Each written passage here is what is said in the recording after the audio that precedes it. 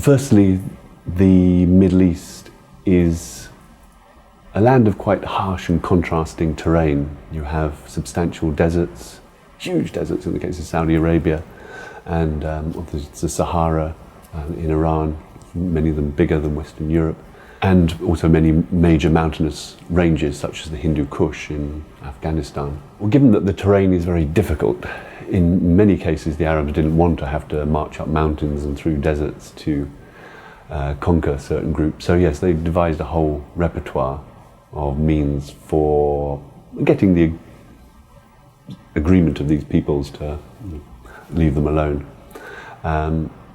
One was tax exemption. It's quite a popular one, inevitably, always is. Others are simply agreements to respect the life, property and customs of a people. This is actually a very ancient form of agreement which in the Middle East, which goes back, it's used by the Romans, it's used actually by numerous people like the Achaemenids and Assyrians as well.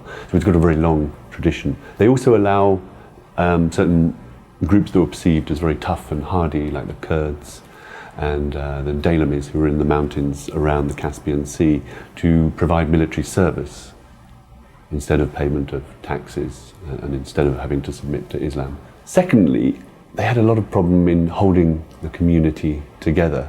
They fight two civil wars in very quick succession in the 7th century and two further ones in the next century. The more Arab identity of the core of the fighters manages just to hold things together.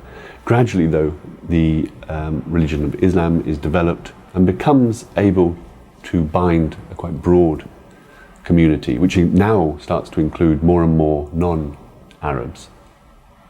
And so over time, this becomes the gel for the society and allow it to continue forward until today.